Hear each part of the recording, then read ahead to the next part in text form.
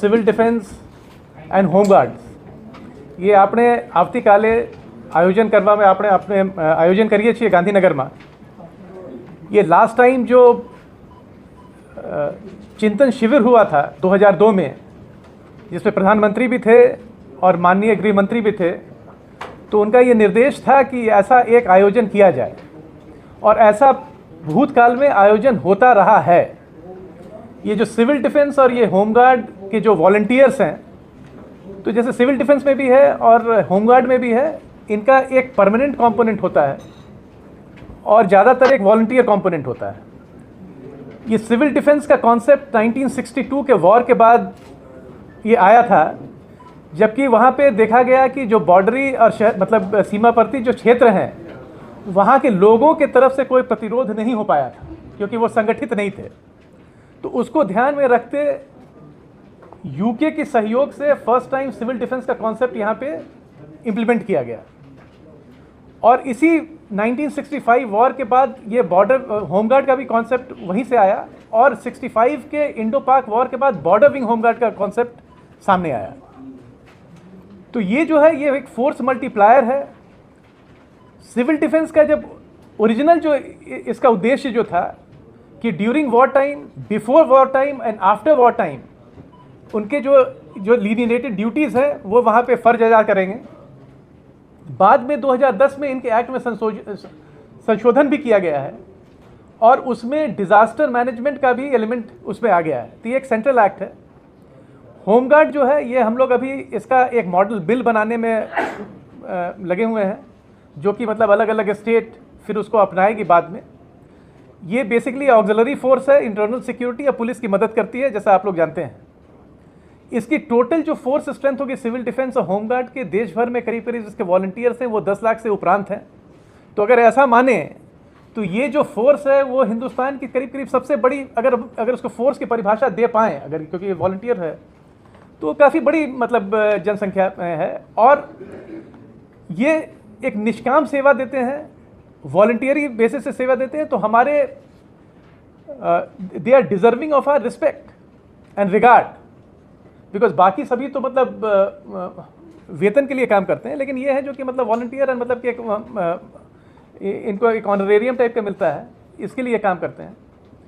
तो इस पर जो ये जो कॉन्फ्रेंस जो किया जा रहा है कि इसका मेन उद्देश्य ये है कि इसमें हम कैसे जो बेस्ट प्रैक्टिसेस हैं वर्ल्ड के, खास करके यूक्रेन में वॉर है, रशिया में वॉर है, इजराइल भी इसमें है, तो उनके में इंटरनल में जो सिविल डिफेंस है वो कैसे कार्यरत है, जो बेस्ट प्रैक्टिसेस वर्ल्ड के हैं वहाँ से कैसे लें, आधुनिक टेक्नोलॉजी का हम कैसे उपयोग करें, बाकी जो पुरानी जो ये थी उसको हम रिन्यू कैसे करें, जैसे खास करके जैसे वेपनरी का था, जो पुराना बना हुआ है उसको भी हम मॉडर्नाइज करना चाह रहे हैं।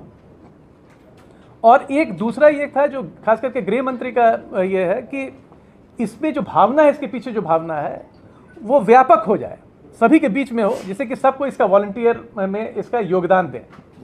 देखिए बेसिक आशय इसका ये है कि एक वॉलंटियर फोर्स है। हमारी जो इच्छा है कि इसमें लोग आएँ, कुछ दिन ट्रेन करें हम उनको, ये वॉलंटियर सेवा दें, फिर इनको हम रिजर्व में रख दें, फिर नए लोगों की ट्रेनिंग हो, फिर वो भी रिजर्व में जाए। ऐसे ग्रेजुअली करते करते जो ट्रेंड लोगों की जो संख्या है वो देश में बढ़े, कि अगर ऐसी कोई आपदा आए, तो ऐसे भी तो नॉर्मल आपदा में लोग काम करते हैं, तो हर गांव में, हर टाउन में trend volunteer with adequate amount of resources वहाँ पे उपलब्ध हों, जो कि वहाँ पे काम करें। देखिए मैं भी कच्छ में एसपी था जबकि 2001 का भूकंप आया था। 100 सेकेंड में वहाँ पे करीब करीब 20,000 के आसपास लोग की मृत्यु हो गई थी, 1.5 लाख करीब लोग इंजर्ड थे। मतलब आप लोग जो रहेंगे आप लोग सबको पता है। गोल्डन आवर में, इनिशियल आवर में, जबकि मैक्सिमम सहायता की जब जरूरत रहती है, तो उस समय कौन वहाँ पे हाजिर रहता है? लोकल पुलिस हाजिर रहती है, लोकल फायर विभाग के जो परमानेंट लोग हैं वो विभाग रहते हैं थोड़े बहुत, होमगार्ड के वॉलंटियर वहाँ पे रहते हैं, सिविल डिफेंस के वॉलंटियर रहते हैं ना। ये हमारी एक ये है, ये बेचारे जो सिविल डिफेंस, इसका दूसरा जो हम प्रयास कर रहे हैं कि ये जितना भी जो काम करते हैं शुरुआत में, और सबसे ज़्यादा अगर लाइफ जो बचाया जाता है वो इनिशियल गोल्डन आवर्स, कि भूकंप में कोई दब गया तो 12 घंटे में निकल गया, 24 घंटे में निकल गया। बाद में एसडीआरएफ ठीक है वो भी आती है, एनडीआरएफ भी आती है, ये दो भूकंप के बाद ये दोनों इन लोग का गठन किया गया है।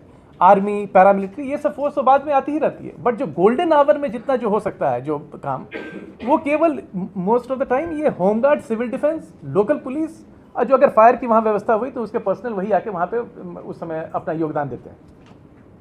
तो अगर ये व्यापक हो जाए, वेल ट्रेन्ड फोर्स रहे, जो सगवड़ इनके पास रहनी चाहिए for disaster maintenance, fire prevention etcetera, अगर इनके पास पूरी तरह से अगर दे दी जाए तो स्थानीय वहाँ पे काफ़ी बल मिलेगा। और जो अब प्राकृतिक आपदाएं जो बढ़ रही हैं बिकॉज ऑफ क्लाइमेट चेंज, उसको भी हमको डील करना पड़ेगा। तो लोकल जो रिसोर्सेज हैं वो स्ट्रेंथन होंगे। आप विदेश में जाएं तो बहुत जगह के जो इस तरह के काम हैं वो ये वॉलंटियर्स ही करते हैं। फायर स्टेशन आर ऑल, मतलब कि जैसे जर्मनी में वो वॉलंटियर कर रहे हैं।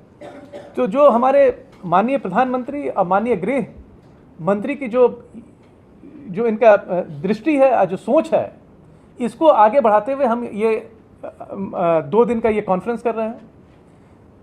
ये 19 साल के बाद हो रहा है। पिछली बार ये जो कॉन्फ्रेंस का जो आयोजन किया गया था 2005 में हुआ था। इसमें से जो निष्कर्ष निकलेगा वो हम इसको फिर आगे लेके जाएंगे।